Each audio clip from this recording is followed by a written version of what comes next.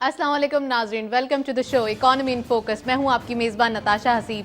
नाजरीन, अगर हम बात करें इकोनॉमी के हवाले से तो काफ़ी चीज़ें चल रही हैं। IMF की टॉक्स जारी हैं दोहा के अंदर, यहाँ पे मीटिंग के अंदर कुछ सब्सिडीज़ के हवाले से बातचीत की जा रही है।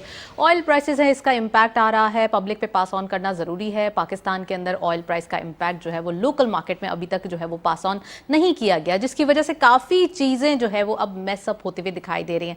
गवर्नमेंट की जानिब से इतना अनपॉपुलर डिसीजन लेना भी एक डिफिकल्ट टास्क बनता जा रहा है, जिसकी वजह से IMF की टॉक्स के अंदर सबसे बड़ा कंडीशन के अंदर एक चीज यही सामने आ रही है कि सब्सिडीज को जो है वो पास ऑन अब जो है सब्सिडीज को कंटिन्यू नहीं किया जाए और फाइनली इंटरनेशनल प्राइस का इंपैक्ट जो है वो ऑयल का पास ऑन किया जाए। तो ये आज हम एक डिटेल डिस्कशन करेंगे इस टॉपिक के ऊपर भी, और न्यूज के हवाले से जो क्रॉनिकल या प्रेजेंटली जो इश्यूज हैं वो भी डिस्कस करेंगे। इसके साथ साथ ऑयल प्राइसेस बढ़ते हुए दिखाई दे रहे हैं, तो क्या वजह है, इंटरनेशनली क्या ऐसे इश्यूज हैं जिसकी वजह से ऑयल प्राइसेस इस नहज को पहुंच गए हैं कि $100 से भी क्रॉस करके, यानी 110, 115 और डेली बेसिस पे फ्लक्चुएशन, डेली बेसिस पे कोई नया रेट हम विटनेस करते हैं। तो क्या रीजंस हैं इंटरनेशनली और लोकली ऑयल प्राइसेस के बढ़ने की वजह, और साथ साथ इसकी कंजम्पशन, क्या पाकिस्तान में कंजम्पशन को हम कह सकते हैं कुछ कट नहीं लगाया जा सकता, ट्रांसपोर्ट के मसाइल हल कर दिए जाएं। अगर लोकल ट्रांसपोर्ट की सैटरडे संडे को कुछ एनालिसिस ऐसे भी मौजूद है, एनालिस्ट का कहना है कि अगर लोकल ट्रांसपोर्ट सैटरडे और संडे के दिन जो है वो कुछ कमी कर दी जाए, कुछ ऐसा कह दिया जाए कि आप जो है वो ज़्यादा सफ़र ना करें सैटरडेज और संडेज को, तो कुछ ना कुछ बचत की जा सकती है। जब आप कहते हैं ना कि जब आपके पास जितनी चादर होती है उतने ही पाँव फैलाने चाहिए, तो हमारे पास क्या ऑस्टेरिटी मेजर्स अभी रिक्वायर्ड हैं, वो आज हम डिटेल डिस्कशन करने वाले हैं। इसके साथ साथ जो भी इकोनॉमी के इंडिकेटर्स हैं, क्या वो इतने स्ट्रॉन्ग हैं कि इकोनॉमिक कंडीशन आने वाले दिनों में बेहतरी की तरफ जा सकती है, और साथ साथ अगर इंडिकेटर्स स्ट्रॉन्ग हैं तो क्या आने वाले दिनों में जो ये एक इकोनॉमिक केओस की या फिर इकोनॉमिक हम कह सकते हैं इमरजेंसी के हवाले से बात की जा रही है वो कंट्रोल की जा सकती है। तो हमारे साथ बड़ी एक्सक्लूसिव पैनल मौजूद है। हमारे साथ मौजूद है मिर्जा इश्तियाक बेग साहब, आप सनतकार हैं, एनालिस्ट हैं और एक्सपर्ट भी हैं। अस्सलाम वालेकुम sir, welcome to the show. और हमारे साथ मौजूद है रफीक भुट्टो साहब, आप जर्नलिस्ट भी हैं, बड़े नामवर सहाफ़ी हैं। अस्सलाम वालेकुम sir, welcome to the show. Thank you. Programme का बाकायदा आगाज़ करते हैं इश्तियाक साहब से। यहाँ पे चीज़ें जो है वो काफ़ी बदलती हुई दिखाई दे रही हैं इश्तियाक साहब। एक तरफ IMF की टॉक्स देखी जा रही हैं, दूसरी तरफ इंटरनेशनल ऑयल प्राइसेस का बॉम्ब, और यहाँ पे अगर हम बात करें पाकिस्तान के अंदर तो सब्सिडीज़ हैं, ऊपर से अपोजिशन का केओस। पाकिस्तान में तो हम कह सकते हैं ना कि अगर गवर्नमेंट जो है वो अनपॉपुलर डिसीजंस की तरफ जाती है तो अपने लिए पॉलिटिक्स के लिए जो है वो दरवाजे बंद होने, या फिर हम कह सकते हैं कि लोगों से तनकीद का सामना करना पड़ता है। क्या कहेंगे सर? नताशा, आपने बिल्कुल सही कहा। कल प्राइम मिनिस्टर साहब कराची तशरीफ लाए थे और साथ में मुफ्ता इस्माइल साहब भी थे, और मेरी उनसे ना सिर्फ उन्होंने मीटिंग की बिजनेसमैनों से, बल्कि मेरी उनसे अलग से बातचीत भी हुई।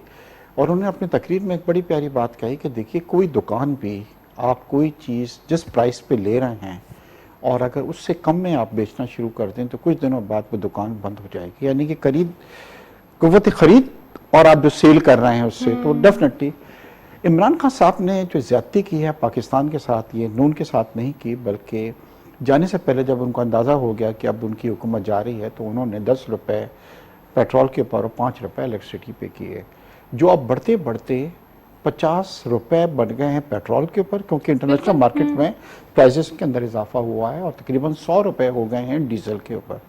और इससे इस वक्त अभी तक हमें $2 बिलियन का लॉस हो चुका है पाकिस्तान को। और जैसे आपने अभी अपने इंट्रो में कहा कि बड़ा ये डिसीजन हमारे लिए मुश्किल है, अनपॉपुलर डिसीजन है कि अगर हम प्राइसेस को बढ़ाते हैं तो डेफिनेटली एक अनपॉपुलर डिसीजन होगा जिससे लोग जो हैं वो नाराज़ होंगे। और यही वजह है कि हमारे साबिक वज़ीर आज़म नवाज शरीफ साहब ने ये कहा है कि कभी इसका बोझ मैं लोगों पे नहीं डालूंगा, क्योंकि वो ये सोचते हैं कि लोग सस्टेन नहीं कर पाएंगे इतना बड़ा इम्पैक्ट जो है। क्योंकि इससे फिर क्या है कि प्राइस सिर्फ ऑयल के और इलेक्ट्रिसिटी के नहीं बढ़ा है, इससे तो फिर ऐसा फ्लड आएगा महंगाई का, क्योंकि हर चीज़ जो डिपेंड करती है वो इन प्राइसेस के ऊपर करती है, और फिर खाने पीने की चीज़ें भी महंगी हो जाएंगी, दूसरी चीज़ें भी, और किस तरह लोग सस्टेन नहीं कर सकते। गुड न्यूज़ ये है कि IMF को हमने काफ़ी समझाने की कोशिश की है, और उम्मीद ये है कि जो मुफ्ती साहब ने बतलाया है कि हम उनसे कहते हैं कि सर हम ग्रेजुअली इसके अंदर थोड़ा सा इजाफा करते हैं, एक गो के अंदर तो, क्योंकि देखिए IMF क्या है, हमेशा सब्सिडी के अगेंस्ट रहा है जी। और हमने जो उनसे एग्रीमेंट साइन किया था उसमें यही था कि जी हम सब्सिडी नहीं देंगे, और सडनली एक शाम इमरान खान साहब ने जब ये देखा कि हम जा रहे हैं ये सब्सिडी जब खत्म की है तो आईएमएफ से हमारा जो एग्रीमेंट था वो जेपिटाइज हो गया है। अब अगर हम उसको कंटिन्यू नहीं करते तो दूसरे जितने भी फाइनेंशियल इंस्टीट्यूशंस हैं, चाहे वो आप वर्ल्ड बैंक देख लें, एशियन बैंक देख लें, इवन हमारे दोस्त ममालिक, उन्होंने हमसे ये कहा है कि जी आईएमएफ के साथ अपना मुआहिदा जो है वो शुरू करें ताकि हम रोल ओवर वगैरह जो आप हमसे फैसिलिटीज मांग रहे हैं वो हम आपको कर सकें। तो ऐसी चीज सिचुएशन हो गई है और प्राइम मिनिस्टर साहब ने यही कहा है कि हमें अंदाजा नहीं था कि जब हम आ रहे थे कि इतनी ज़्यादा सूरत हाल जो है ख़राब है। अब आ जाएं कि इन तमाम इम्पैक्ट का क्या हो रहा है कि पाकिस्तान के पास 1.5 महीने के भी हमारे पास ज़खायर नहीं है ताकि हम अपनी इंपोर्ट कर सकें। तो जो पॉजिटिव चीज़ हुई है वो ये हुई है कि जो पाबंदी एक हमने लगाई है, कुछ अरसे के लिए लगाई है, और इससे हमें तकरीबन कोई $3 बिलियन का जो है सालाना जो है हमारा होगा।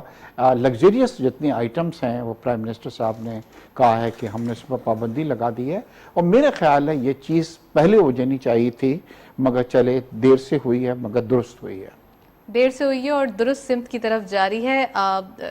रफ़ीक साहब, अब आप क्या समझते हैं कि जो ये एक मैस हो रहा है, एक तरफ से तनकीद का सामना, दूसरी तरफ से ये कहा जा रहा है कि भाई प्राइस बढ़ जाएंगे, एक तरफ से डेली बेसिस पे तनकीद हो रही है, देखा हुकूमत नहीं संभल रही, देखा आज ये हो गया, तो ये सब क्या ऐसे महज़ब माशरे में क्या ये चीज़ें जो है वो ऐसे ही चलती हैं?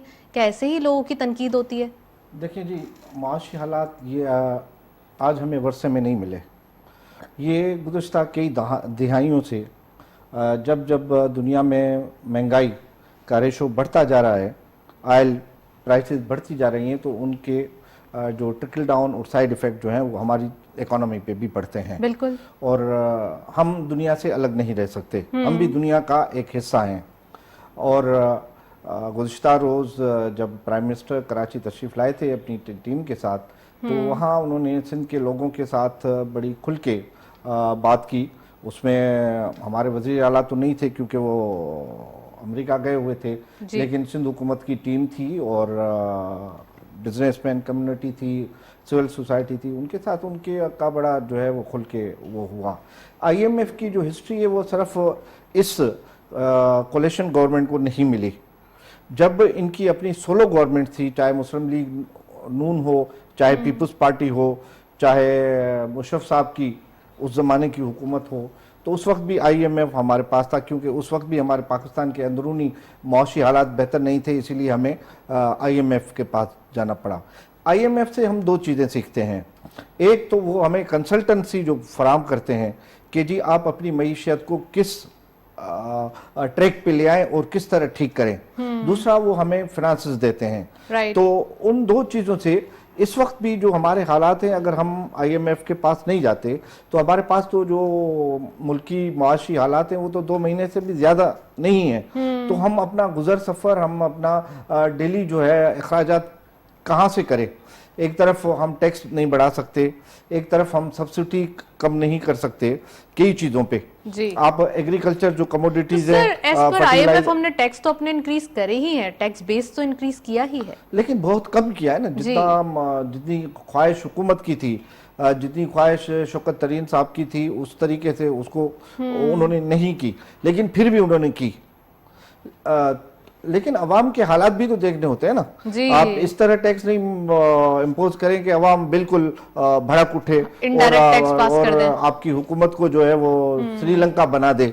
इस तरफ भी तो हमें नहीं जाना ना, हमें श्रीलंका के हालात से सबक सीखना चाहिए, और वही सबक आज की कोलिशन हुकूमत के पास है, और वो उससे सीख रहे हैं कि हम इस नाज पे नहीं जाए, क्योंकि गुज़श्ता जो हुकूमत थी इमरान खान साहब की, उन्होंने हमारे लिए माशी हालात बेहतर नहीं किए।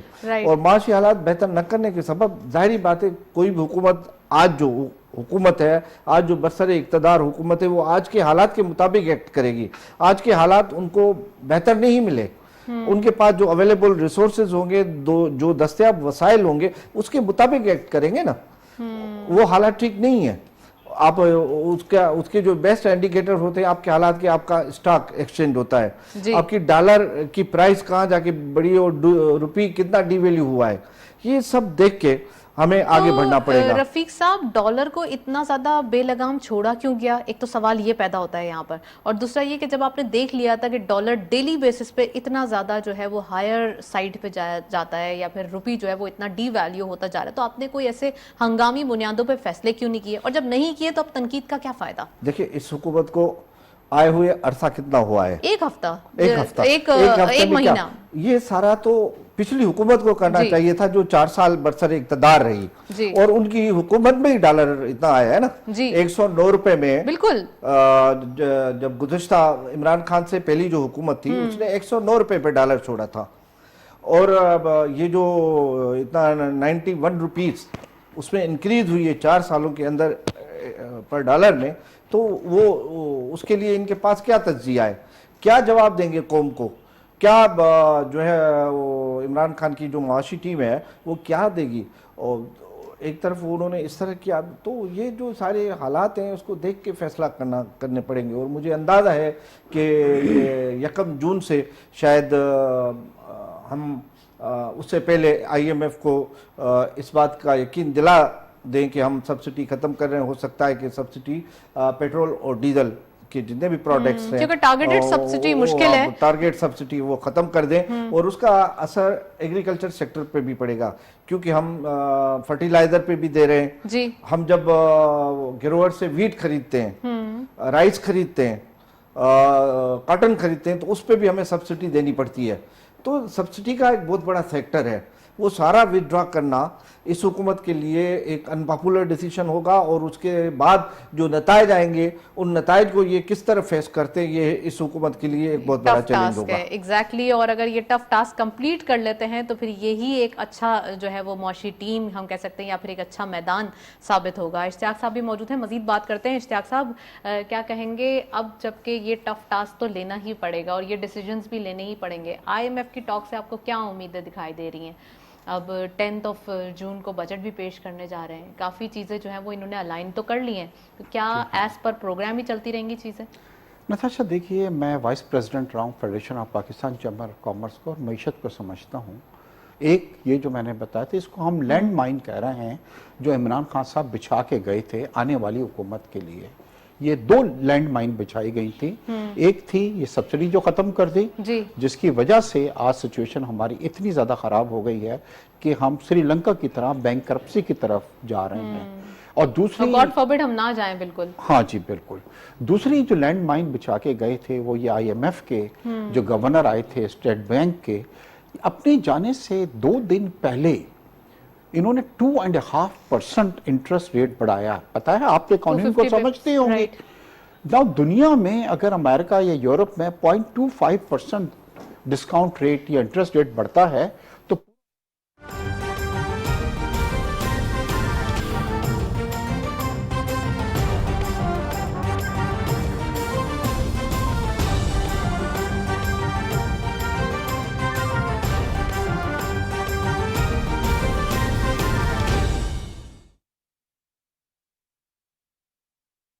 कि आप किस कंट्री के अंदर उनको लैंड माइन बिछाने के लिए करेंगे। क्या उम्मीद है? अब आ जाइए, देखिए, और ये बिजनेस कम्युनिटी ने प्राइम मिनिस्टर से कहा है कि खुदारा हम सस्टेन नहीं कर सकते 16% का बढ़। अच्छा, अब क्या प्रॉब्लम आ रही है कि हमारी इन्फ्लेशन बहुत बढ़ गया है, वो 13-14% पे चला गया है। दुनिया में पाकिस्तान का शुमार उन 4 ममालिक में होता है जहां सबसे ज्यादा महंगाई है, जिसमें एक टर्की, एक पाकिस्तान, एक ब्राजील वगैरह कुछ है। इस वक्त देखिए ना, दुनिया भर में प्राइसेस में इजाफा हुआ है। इंडिया में 6% पे इस वक्त इन्फ्लेशन चल रहा है, टर्की के अंदर 6-7% पे जा रहा है। हम वाहिद आदमी हैं जो 13% इन्फ्लेशन को लेके हम चल रहे हैं, क्योंकि हमारी पोजीशन जो है वो बहुत ख़राब है। अच्छा, अब इस तमाम चीज़ के अंदर मैं, आप यकीन करें, सलूट करता हूं प्राइम मिनिस्टर साहब को कि इन हालात के अंदर भी वो जितनी ऑप्टिमिस्टिक हैं, और बिजनेस कम्युनिटी को यहाँ पे वो जिस तरह बात करके गए, हम लोगों के दिल बहुत बड़े हो गए हैं। पॉजिटिव वे था, बहुत ज्यादा ऑप्टिमिस्टिक था। ऐसे वक्त में जब लोग बातें कर रहे थे कि जी हुकूमत जा रही है और निगरान हुकूमत आ रही है, मैं लोगों से ये कहता हूँ, खुदारा निगरान हुकूमत जो है उससे आईएमएफ बात नहीं करेगी, क्योंकि वो कुछ महीनों के लिए आते हैं। आईएमएफ से दूसरे ये रोल ओवर हमारे होने हैं, जो हमारे पास सॉफ्ट डिपॉजिट हैं सऊदीया के, यूएई के, कतर के, निगरान से कोई नहीं करेगा। ये तमाम बातें किससे होती हैं? हुकूमत से की जाती हैं। उसके लिए सॉवरन गारंटी आपको इसकी जरूरत होती है। जी हाँ, तो एक पॉजिटिव चीज जो अब हमको नजर आ रही है कि अगर आईएमएफ हमारी मुश्किलात को सुनता है, इस वक्त बिलावल भुट्टो साहब अमेरिका के, देखिए डायरेक्शन में काम जरा देखिए कि एक अमेरिका की तरफ देखिए आईएमएफ क्या है। अगर सिर्फ अमेरिका उनको इशारा कर दे तो हम ब्लैक लिस्ट के अंदर भी आ सकते हैं एफएटीएफ से, और ये हमें कहें कि नहीं जी ये आपने करना है नहीं। तो अगर एक बार अगर आईएमएफ ने हाथ हटा दिया तो दुनिया का कोई कंट्री या इंस्टीट्यूशन जो है वो हमारी मदद नहीं करेगा। बिलावल भुट्टो जरदारी साहब भी अमेरिका गए थे। अमेरिका गए हैं, हाँ यही मैं आपसे बतला रहा था। और उन्होंने जाके एक बड़ा अच्छा पॉजिटिव एक बात जो कल उन्होंने जनाब वहां पे जाके की है, मेरा दिल मोह ले लिया। हालांकि मेरा ताल्लुक तो नून से है। कैन यू इमेजिन, हमारी जब प्राइम मिनिस्टर साहब इमरान खान साहब जाते थे तो कहते थे जिस मुल्क से मैं आया हूं वहां पे ब्यूरोक्रेट्स भी चोर हैं, मेरे बिजनेसमैन भी चोर हैं, मेरी अदलिया भी सही नहीं है, मेरे इदारे भी सही नहीं है। फिर उनका कहते थे आइए जी इन्वेस्ट करें, कोई आएगा? कोई नहीं आता था। कैन यू इमेजिन यस्टरडे इस यंग लीडर ने जाके वहां पे कहा है कि इमरान साहब जब वहां पे गए थे रशिया के अंदर, वो हम उसको ओन करते हैं, यानी कि उन्होंने उनको क्रिटिसाइज नहीं किया। बिल्कुल चाहते तो कह सकते थे कि जी उन्होंने तबाही page the. Real maturity, this is called the maturity. ये 70 साल वाली मैच्योरिटी एक तरफ रख दीजिए, और एक 35 साल वाले ने जाके कहा नो जी हमारे प्राइम मिनिस्टर गए थे और हम इसको ओन करते हैं, मतलब। तो मुझे पूरी उम्मीद है इंशाल्लाह कि देखिए इस वक्त क्या है कि दुनिया में आप और आप दूसरी तरफ जो है वो एक तनकीद देख रहे हैं जिसको बोलना भी मुनासिब नहीं है। इस टाइप की तनकीद डेली बेसिस पे की जा रही है, ऐसी लैंग्वेज इस्तेमाल की जा रही है। सर तरबियत कहाँ जा रही है? देखिए इमरान साहब जो हैं ये कोई नून को नुकसान नहीं पहुंचा रहे, पीपीपी को नुकसान नहीं पहुंचा रहे, इंडिविजुअल को नुकसान नहीं पहुंचा रहे हैं। आप यकीन करें वो मुल्क को नुकसान पहुंचा रहे हैं। और अगर मुल्क को नुकसान हुआ, आपको भी होगा, मुझे भी होगा, जमातों को भी होगा, अवाम को भी होगा। ऐसे वक्त में जब उनको मदद करनी चाहिए, वो हमारे लिए माइंस बिछा रहे हैं एक्सप्लोसिव, वो प्रॉब्लम्स क्रिएट कर रहे हैं, और वो तमाशा देखना चाहते हैं कि आग लगे, मुल्क तबाही की तरफ जाए, और ताकि मैं उसको देखूं। खुदारा ऐसा अपनी सीट चाहिए, सिर्फ उनको सीट, क्योंकि I am the only one, मैं अकेले कुल हूं। अगर मैं प्राइम मिनिस्टर हूं तो तमाम चीजें सही हैं, और मेरे अलावा पाकिस्तान की तमाम शख्सियत जो हैं वो गलत हैं, and they are not capable. जबकि उन्होंने पाकिस्तान को नुकसान पहुंचाया है 3.5-4 साल के अंदर। नॉट ए सिंगल प्रोजेक्ट जो हमें मिला हो यहाँ पे। और ये जाते जाते ये जो सब्सिडी का ये करके गए हैं, इससे नुकसान बहुत ज्यादा मुल्क को पहुंचा है। राइट रफीक साहब, काफ़ी चीज़ें इश्तियाक साहब ने पॉइंट आउट की हैं, जिसमें एक वेल डिफाइंड उन्होंने मिसालों के साथ चीज़ें पेश की हैं। क्या कहेंगे आप? हमारे लीडिंग बिजनेसमैन हैं और इनका एक्सपीरियंस है इस मुल्क में, इनकी खिदमात हैं। सर तो आप क्या समझते हैं, क्या एक दर्द दिल रखने वाले पाकिस्तानी को अभी इस जो एक सिनेरियो क्रिएट हो गया है, थोड़ी सी इकोनॉमिक हमारे पास सेंसिटिव है, हम ये नहीं कह रहे कि हमारी इकोनॉमी बहुत ज़्यादा अभी अच्छे नंबर्स चल रहे हैं, लेकिन हालात तो अच्छे बुरे सभी आते हैं, तो इसमें क्या ऐसा पैनिक मचाना चाहिए? क्या अगेन मैं वही तरबियत के ऊपर आऊँगी, क्या ऐसी माशरे की तरबियत करनी चाहिए कि हमारे माशरे को एक पैनिक मचा के आप गवर्नमेंट के ख़िलाफ़ या फिर एक अजीब किस्म के कैओस में मुब्तला कर दें? देखिए निताशा, लकीली आज एक खातून की हैसियत से आप इस प्रोग्राम को होस्ट कर रही हैं। कल जो हमारे साबिक वज़ीर आज़म जो मुल्क के सरबराह थे, इतनी बड़े जलसे करते हैं, इतने बड़े लोग उनके जलसों में जाते हैं और इतनी बड़ी पार्टी को वो हेड करते हैं। कल जो ख़वातीन के लिए, कल जो मुस्लिम लीग नून की जो नायब सदर हैं, वो किसी की बहन है, किसी की बेगम है, किसी की माँ है, उनके लिए जो कल उन्होंने मुल्तान के जलसे में जो अल्फाज कहें, एक खातून के तौर पे मैं आपसे सवाल करता हूं कि आपकी फीलिंग, आपकी महसूसात क्या होंगी?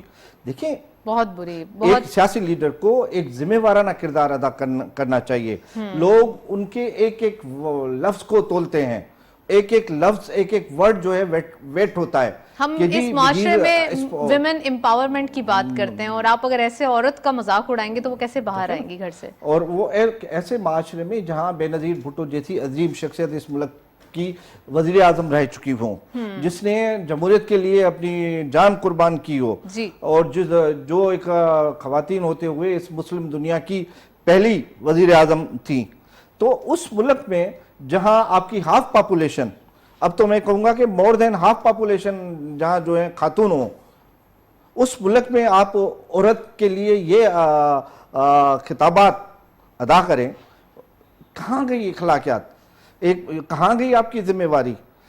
तो ये है, ये जो बातें हैं ये हमें बहुत पीछे लेके जाती हैं। और सियासत की तरफ हम जब आते हैं तो सियासी इख्तलाफात होते हैं, सियासी इख्तलाफात होनी चाहिए, ये जमहूरियत का हुस्न है।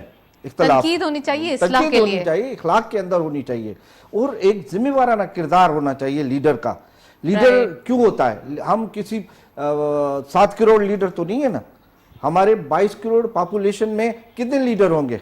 राइट, कोई 100 के करीब लीडर होंगे या 100 से भी कम लीडर होंगे। हाँ। क्यों बनता है लीडर? इसलिए बनता है कि वो बाकी उसके साथ जो चलने वाली टीम है उसमें बेहतर होता है। राइट चलें जी sir, back to the topic. International oil price के हवाले से हम बात कर रहे थे। अब इकोनॉमी को थोड़ा सा साइड रख के हम अगर इंटरनेशनली हालात को डिस्कस करें तो व्हाट्स योर टेक ऑन के ऑयल प्राइसेस बढ़ते हुए दिखाई दे रहे हैं? क्या सिर्फ हम रशिया को जिम्मेदार ठहराएंगे या फिर हम जो है वो पूरे ग्लोबली कोविड के बाद ये सिनेरियो को विटनेस कर रहे हैं? देखिए, दिस इज द रीजन जी, हम थर्ड वर्ल्ड में रहते हैं, तीसरी दुनिया में। तीसरी दुनिया के अपने इकोनॉमिक और डायनामिक्स हैं। उस डायनामिक्स का तजिया करते अगर हम आगे चलें तो ये हमारे पास गुर्बत है, इसको रूल आउट नहीं कर सकते, ठीक है ना, एक गुर्बत है, लेकिन उसको हल करने के एक माशी तरीके होते हैं। हमारे जो इकोनॉमिक मैनेजर्स हैं, लाइक इश्तियाक साहब बैठे, इनको तो इकोनॉमी का हमसे ज़्यादा अंदाज़ा होगा कि जब वो उसका तजिया करते हैं तो एक किटी रखते हैं कि हमारे पास वसाइल क्या हैं और डिमांड क्या है। उस वसाइल के मुताबिक उस डिमांड की तरफ वो जाते हैं। हमारे पास वसाइल कम है, मुतालबात ज़्यादा हैं, डिमांड ज़्यादा है गुर्बत की वजह से, क्योंकि हमारी हुकूमतों ने उस तरफ गुर्बत की तरफ उसको हल करने की को ज़्यादा तवज्जो नहीं दी। और जिसका सबसे बड़ा सबब मैं ये कहूँगा कि हमारी तमाम हुकूमतों ने जिनको जितना भी मौका मिला है, क्योंकि पाकिस्तान एक ऐसा मुल्क है जिसमें जमहूरी हुकूमतें कम रही हैं, ज़्यादा हुकूमतें, गैर जमहूरी हुकूमतें ज़्यादा रही हैं, और वो अकाउंटेबल नहीं होती थी। अच्छा, पार्लियामेंट नहीं होती थी, इलेक्शन नहीं होते थे, क्योंकि हमारा सियासतदान जो जमहूरियत पसंद है वो इलेक्शन में जाता है। इलेक्शन में जब जाता है तो वोटर उनसे मांग करता है, और हर 5 साल के बाद, चाहे वो बिलजाती इंतखाबात हो चाहे आम इंतखाबात हो, वो जब जाता है तो डिमांड्स होती हैं, तो वो एक अकाउंटेबल होता है, उसका चेहरा कुछ और होता है दूसरे लोगों से। तो आज की जो हुकूमत है ये भी एक वोट से आई है, इसको फिर वोट में जाना है। जब ये वोट में जाएंगे, वोट से आने वाले वोट में जाएंगे, तो इनसे पूछा जाएगा कि आपने हमारे लिए क्या किया। तो जाहिर बात है अब ये जो भी फैसला करेंगे वो आने वाले इंतखाबात को मद्देनजर रखते हुए करेंगे, क्योंकि इलेक्शन 1 साल के बाद हैं। 1 साल के बाद इनको अपना पॉलिटिकल मैनिफेस्टो, अपना मंशूर देना होगा। इंतखाबी मंशूर में ये क्या क्या कहते हैं, और फिर इनसे सवालात होंगे। तो ये बड़े जिम्मेवारी के साथ आगे बढ़ रहे हैं, और IMF के मुतालबात मैं समझता हूं कि ये मानेंगे और सब्सिडी कम करेंगे। ये एक बहुत बड़ा गैर मकबूल फैसला होगा, और उस गैर मकबूल फैसले में के हालात अवाम भी जानते हैं कि किस सूरत हाल में ये गैर मकबूल फैसले हुए, और उस पर जाहिर बात है वो अपने अवाम को कायल करना शुरू करेंगे, और हो सकता है कि अवाम उस पर कायल हो जाए, और क्योंकि ये एक रियलिटी ऑफ द आवर है। दैट्स पॉइंट टेकन रफीक साहब। इश्तियाक साहब, इंटरनेशनली ऑयल प्राइस के ऊपर मैं कमेंट चाहती हूँ कि इंटरनेशनली जब चीज़ें जो है वो अब काफ़ी हद तक हायर साइड पर जा रही है, इन्फ्लेशन सिर्फ पाकिस्तान का मसला नहीं, ग्लोबली अब फिनोमेना है, और पूरी दुनिया ये जानती है कि महंगाई बढ़ रही है। फूड की जो कीमतें हैं, यानी जो खाने पीने की अशिया है, वो महंगी होते हुए दिखाई दे रही है as compare to other commodity price भी हायर साइड पे, लेकिन जो नीड ऑफ द आवर है वो फूड जो है वो अब बास्केट है हमारी। क्या समझते हैं आप? सबसे पहले इंटरनेशनल ऑयल प्राइस पे कमेंट करें करें, जो रशिया और यूक्रेन के हवाले से एक ऑयल के ऊपर पहले ही एक जो है वो काफ़ी हद तक हम कह सकते हैं हायर साइड पे प्राइस था, मजीद शामत आ चुकी है, तो इसको कैसे कंट्रोल किया जाएगा या फिर ये कैसे कंट्रोल होता हुआ दिखाई देगा, नंबर 1। एंड नंबर 2, पाकिस्तान पे जो है वो अब आने वाले दिनों में इसका क्या इम्पैक्ट होगा? नताशा देखिए, अनफॉर्चुनेटली लग नहीं रहा कि रशिया की और यूक्रेन की वॉर जो है वो ख़त्म होगी, और लग ये रहा है कि फर्दर देखिए, जब 103 पे ऑयल था डॉलर के ऊपर पर बैरल था, तो हम सोच रहे थे इससे ऊपर नहीं जाएगा, और आज पहुंचते पहुंचते 111 और 112 के ऊपर आ गया है। और मुझे ये लग रहा है कि अगर ये वॉर और कंटिन्यू रही, क्योंकि समहाउ ये वॉर मुझे अभी रुकते नज़र नहीं आ रही है, तो उससे प्राइसेस और फर्दर जाते हैं। अच्छा, रिच ममालिक जो हैं वो तो सस्टेन कर रहे हैं, जैसे अमेरिका ने क्या किया है कि उनके ऑयल के बहुत रिजर्व्स थे, अब उन्होंने कहा है कि हम वो उन्होंने निकाल लिए हैं और उसको वो डिस्ट्रीब्यूट कर रहे हैं। कंट्री लाइक पाकिस्तान जो है उससे अंदर बहुत ज़्यादा सफ़र करेगा कि किस तरह हम ये सस्टेन करेंगे। दूसरी बात ये हो रही है कि इमरान खान साहब कंटिन्यूसली झूठ बोलते हैं, और वो इस चीज़ पे अमल करते हैं कि इतना झूठ बोलो कि ख़ुद भी इंसान ये बिलीव करने लगे कि ये चीज़ सच है, कि मैं 30% कम पे ऑयल का एग्रीमेंट करके आया था और 30% कम पे गंदम का भी एग्रीमेंट करके आया था। देखिए नताशा, कभी भी ताल्लुकात ममालिक के दरमियान इंडिविजुअल नहीं होते, लोगों के नहीं होते, कंट्रीज के होते हैं। क्या आने वाली हुकूमत इतनी बेवकूफ़ है कि अगर आपका एक एग्रीमेंट हो गया था 30% कम के ऊपर, चाहे वो गंदम का हो या चाहे वो हो, और वो हम उसको ऑनर नहीं करेंगे, हम तो उसके बाद जंप करेंगे ना, मतलब जाके। तो ये भी अभी तक ये झूठ बोल रहे हैं कि मैं इसलिए गया था कि मैंने उनको राजी कर लिया था। भाई अगर राजी कर लिया था तो उस पर अमल क्यों नहीं हो रहा, ये भी इन्होंने झूठ बोला। तो आने वाला वक्त जो है मुझे और बहुत ज़्यादा सख्त नज़र आ रहा है, और यही वजह है कि आप देख रही हैं कि अब पाकिस्तान का शुमार एक मेरी लिस्ट नज़रों से गुजरी है कि वो ममालिक, देखिए आप अगर 14% पर 15% इन्फ्लेशन पे आ गए हैं, तो it means you are going towards hyper inflation. और हाइपर इन्फ्लेशन क्या होती है, फिर वो आपके कंट्रोल में नहीं रहती, आउट ऑफ हो जाती है। खुदा ना खास्ता वो हो गई। इमरजेंसी की सूरत हाल इकोनॉमी के हवाले से बात की जा रही है, जिसमें आपने देखा होगा रिसेंटली इंपोर्ट बैन की गई है 38 लग्जरी आइटम्स पे, जो कि नॉन एसेंशियल है। क्या समझते हैं कितना इंपॉर्टेंट था ये डिसीजन, और 6 अरब डॉलर हम बचा सकेंगे सालाना? नताशा, ये बहुत अच्छा डिसीजन है, और मज़े की चीज़ ये है कि ये भी हमने लिया है, नून ने। इमरान खान साहब को ये अंदाज़ा नहीं था उनको। देखिए हमने जो चीज़ों पे पाबंदियां लगाई हैं, कॉस्मेटिक के ऊपर, चॉकलेट्स के ऊपर, जूसेस के ऊपर, बिस्किट्स के ऊपर, पेट फूड्स के ऊपर, इन तमाम चीज़ों पे हम सस्टेन कर सकते हैं। मतलब ये, अब मैं आपको एक मिसाल देता हूँ ईरान की। ईरान पे दुनिया की वर्स्ट सैंक्शंस थी, यानी कि वर्स्ट सैंक्शंस जो थी वो हो सकती हैं, हाँ। मगर उन्होंने सरवाइव किया, क्योंकि इनके बगैर कोई मर नहीं जाएंगे हम, तकलीफ जरूर हमको होगी मतलब इसके अंदर। तो मेरे ख्याल से अगर हम 6 बिलियन डॉलर बचाते हैं तो इस वक्त हमारे लिए तो एक बिलियन डॉलर जो है वो बहुत ज्यादा मैं काउंट करता। अब आपको एक मिसाल दूं कि पीटीआई के लोग जो हैं, जो इनके टाइगर जिनको ये कहते हैं, कल मेरे पास एक वीडियो आई है कि जनाब कुछ लोग अमेरिका में कह रहे हैं कि पाकिस्तान में आप अपनी रेमिटेंसेस भेजना कम कर दें, ताकि मुल्क को नुकसान हो। ये इमरान खान साहब वो हैं जिन्होंने सिविल डिसोबीडियंस का नारा लगाया था और कहा था कि जी बिल पे नहीं करें और हुंडी से पैसे आप मंगवाएं। उसके बाद आप क्या कर रहे हैं? जी हाँ, तो हो क्या रहा है, क्या दुश्मनी आप कर रहे हैं? यानी कि रेमिटेंसेस कब आएंगी? जब मैं प्राइम मिनिस्टर होऊंगा। नहीं तो पाकिस्तान अगर जहन्नुम में जा रहा है तो चले जाएं। खुदारा पाकिस्तान से नहीं खेलें, पाकिस्तान है तो आप भी हैं। दूसरी बात क्या हुई कि हमारे रिजर्व क्यों कम हुए? क्योंकि मैं तो रोज आना उठ के स्टेट बैंक के सिचुएशन को देखता हूं। 4 अरब डॉलर लोगों ने डिजिटल पाकिस्तान अकाउंट्स के अंदर रखा था। रोशन डिजिटल, पता होगा आपको कि यहाँ पे रखा हुआ था। इन्होंने जनाब अपने लोगों से कहा वो पैसे वापस मंगाएं। उसके बाद क्या हुआ कि हमारे जो रिजर्व्स थे एकदम से डिप्लीट होने शुरू हुए और बड़े अमाउंट के अंदर अमाउंट यहां से निकला। अब बाहर से कौन आदमी हमारे पाकिस्तान में, इनके थ्रू आउट 3.5 ईयर्स के अंदर किसी साल के अंदर $1 बिलियन भी हमारे पास एफडीआई नहीं है, फॉरेन डायरेक्ट इन्वेस्टमेंट जो होती है वो इसके अंदर नहीं आई।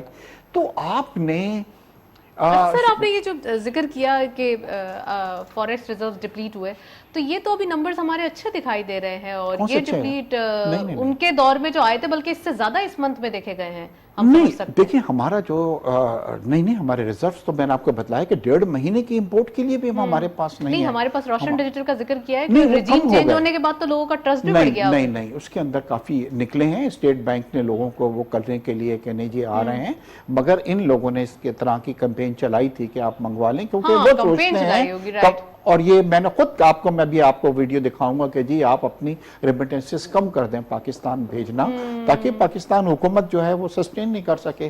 तो ये बहुत ज़्यादा मईशत के ऊपर इन तमाम चीज़ों से जोर पड़ रहा है।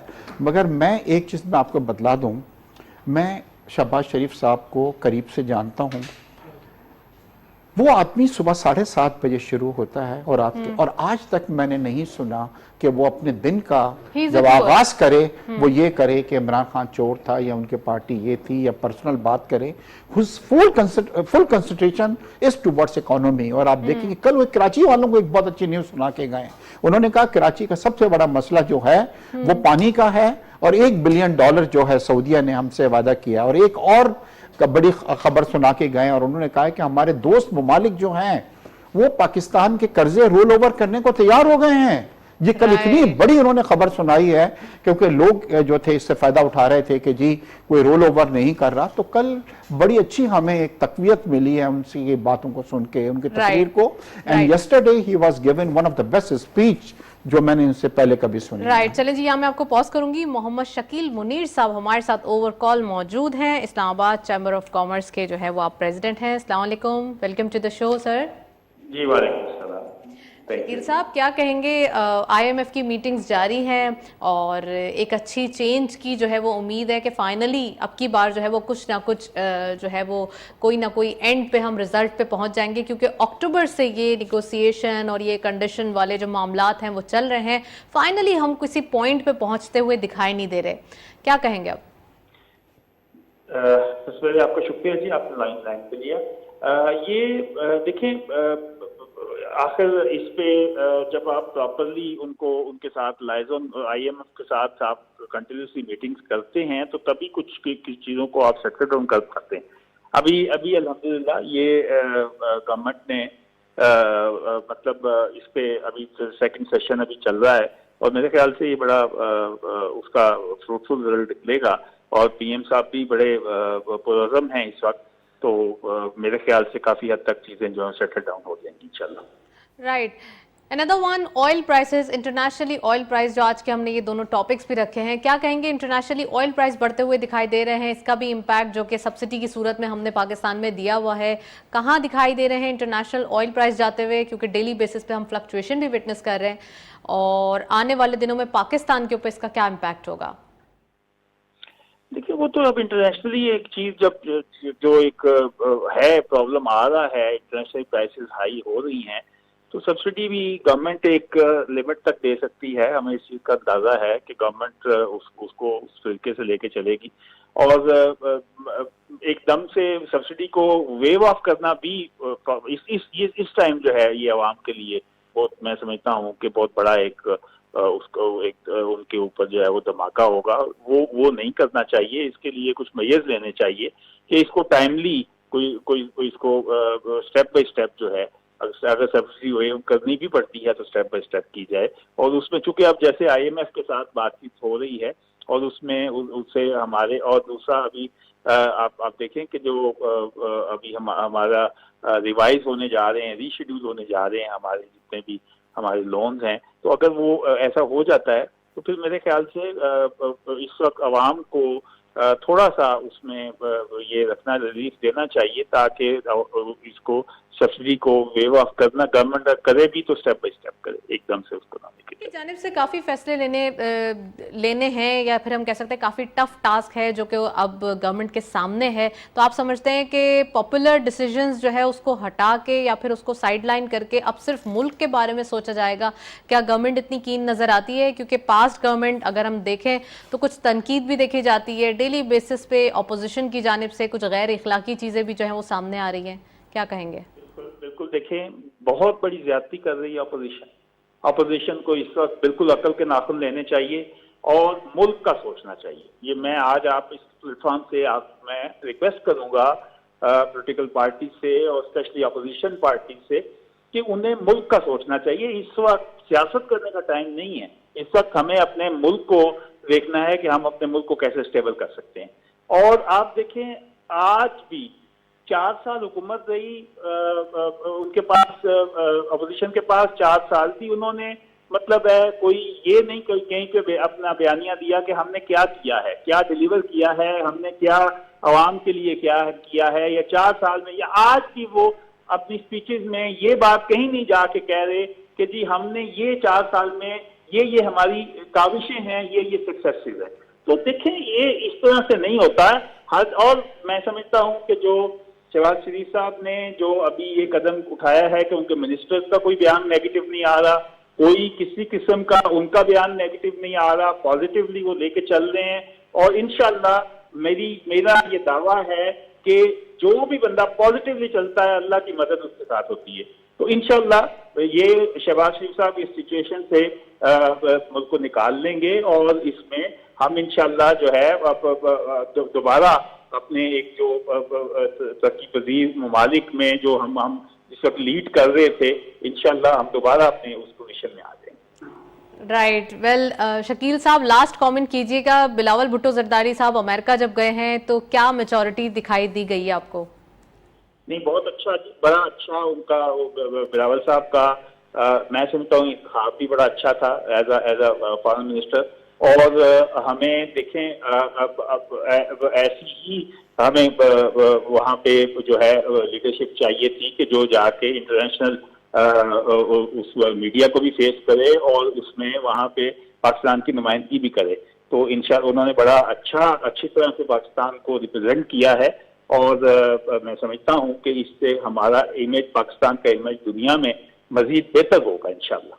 Well, thank you so much. Mohammad Shakeel Munir साहब हमारे साथ मौजूद थे, काफ़ी डिटेल एनालिसिस। आज के दिन हमने जो है वो टॉपिक्स के हवाले से, खासकर हम कह सकते हैं कि IMF के हवाले से, इंटरनेशनल ऑयल प्राइस के हवाले से बात की, कुछ जो है वो इंटरनेशनल रिलेशन के हवाले से भी बात करना चाहूँगी। रफ़ीक साहब, इंटरनेशनल रिलेशन कैसे दिखाई दे रहे हैं? एक तरफ बिलावल साहब जाते हैं अमेरिका, वहाँ से कुछ उम्मीदें देखी जाती हैं कि अब जो है वो आपको सपोर्ट करेगा अमेरिका, ये भी कहा जाता है कि इकोनॉमिक पॉइंट ऑफ व्यू से भी सपोर्ट आएगी। दूसरा ये कि और बायलैटरल रिलेशन काफ़ी स्ट्रांग होते हुए दिखाई देते हैं, क्या कहेंगे? जी बिल्कुल, ये आपने बहुत अहम सवाल किया है। बिलावल भुट्टो जरदारी जो कि एक नए एनर्जेटिक फॉरेन मिनिस्टर हैं, वो अमेरिका का दौरा मुकम्मल करके और आज चाइना जा रहे हैं, जो कि खुद एक बहुत बड़ा बिलावल भुट्टो जरदारी की अपनी शख्सियत के लिए चैलेंज है कि वो अपने आप को और अपने मुल्क को किस तरह वहाँ पेश कर रहे हैं और वहाँ से क्या लेकर आ रहे हैं, क्योंकि कौम की इस नौजवान लीडर में बड़ी उम्मीदें हैं। देखिए, आपने जहाँ बायलैटरल दो तरफा ताल्लुकात की बात की कि ये पाकिस्तान की वो लीडरशिप है जो दुनिया में बड़े पैमाने पे जिसके लिए इज्जत और एहतराम है। बिलावल भुट्टो मोहतरमा बेनज़ीर भुट्टो के बेटे हैं और इनके नाना जुल्फ़िकार अली भुट्टो वो दुनिया की एक मानी हुई अजीम शख्सियात थे। उनके अल्फाज को लोग जो है वो बड़ा एहतराम और उसके साथ देखते थे। अरब ममालिक में उनके जो ताल्लुकात थे जुल्फ़िकार अली भुट्टो के, खुद बेनज़ीर भुट्टो के जो बरतानिया और अमेरिका के अंदर उनका जो एहतराम था या दुनिया के दीगर ममालिक में, इसी तरह नवाज शरीफ और इसी तरह जो है मियाँ शहबाज शरीफ हमारे जो प्राइम मिनिस्टर हैं, ये वो हैं जिनके दुनिया के लीडरों के साथ बहुत एहतराम के साथ और इनके ज़ाती ताल्लुकात भी हैं।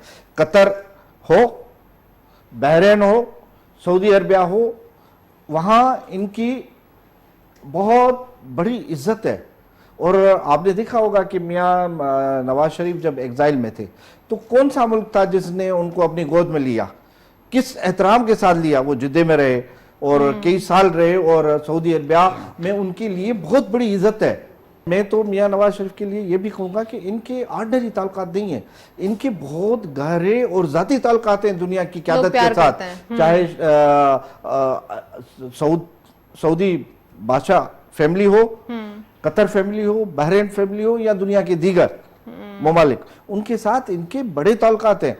कई लीडर हैं जो इनको जब इनकी सालगिरहें होती हैं, जब इनकी शादियां होती हैं, जब इनके घर में खुशी होती है तो कहाँ से क्या क्या पैगामात आते हैं। राइट। तो ये इनका एहतराम है और ये तजुर्बेकार लोग हैं, ये अपने तजुर्बे से इस पाकिस्तान को इस माशी दलदल से निकालेंगे। पहले भी और डिलीवर किया है। मैं सिर्फ ऑप्टोमिस्टिक नहीं हूं पर बल्कि ओवर ऑप्टोमिस्टिक हूं कि यही क्यादत है जो इनको बहुत इस मुल्क को आगे ले जाएगी। उनके पास तो टीम ही नहीं है, उन्होंने तो हमें जो कचरा देके गए आज हम उसको साफ कर रहे हैं। पहले ये मैस तो हुकूमत आज सुनते, फिर उसको साफ बाद में करेंगे। और इन्होंने मैं अपने सहाफी हवाले से देखिए, हम सहाफियों के लिए उन्होंने क्या किया, कितने बहरान पैदा किए, कितनी पाबंदियां आयद की, और वो क्या जमाना वजह था। सर क्यों की थी? बिल्कुल, तो क्यों ये की थी हालात सर? है। यही तो सवाल है ना। चलिए ये फिर कभी और डिबेट में आप बताएंगे। बिल्कुल। ठीक तो है देखिए, इशाक साहब से। कि ये लोग जमहूरियत पसंद हैं, जी।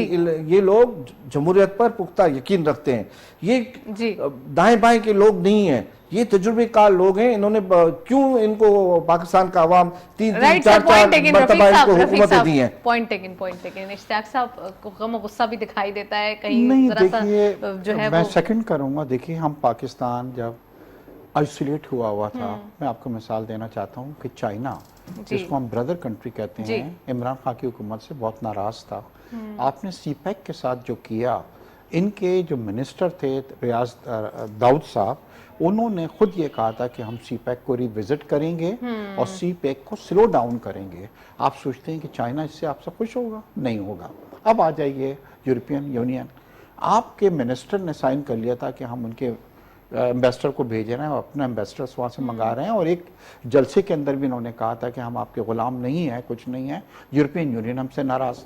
अमेरिका से जब ट्रंप से मिलके आए तो समझे कि एक और वर्ल्ड कप मैं लेके आ रहा हूँ क्रिकेट का पाकिस्तान की तरफ। बाद में हमारा कश्मीर जो था वो हमारे हाथ से चला गया। फिर रोजाना रात को सोने से पहले इंतजार करते थे कि अमेरिका से कब हमारे कॉल आएगा।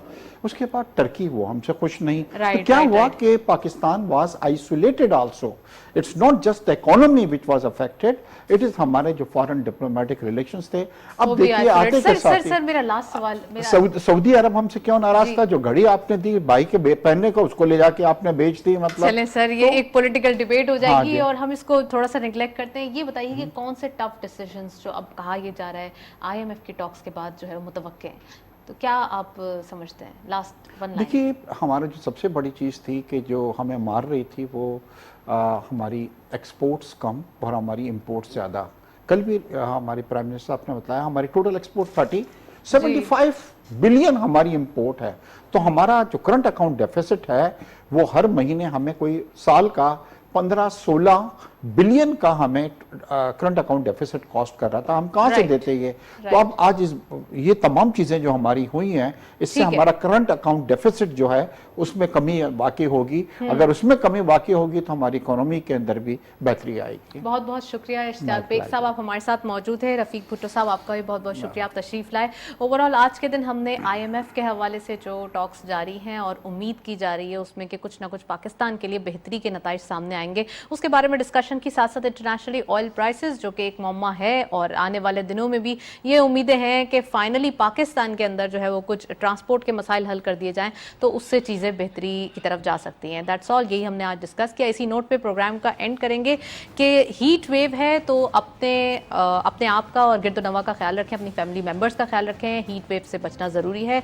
कुछ ऐसी ग़िज़ा इनटेक करें ताकि जो है वो गर्मी से बचा जा सके, और ख़ास हम कह सकते हैं कि वाटर रिजर्वेशन का ख्याल किया जाए। पाकिस्तान में पानी की कमी है तो पानी को स्टोर करना ज़रूरी है हमारे लिए, आने वाली नस्लों के लिए। दैट्स ऑल, प्रोग्राम को वाइंड अप करते हैं। इजाज़त दीजिए, अल्लाह हाफ़िज़।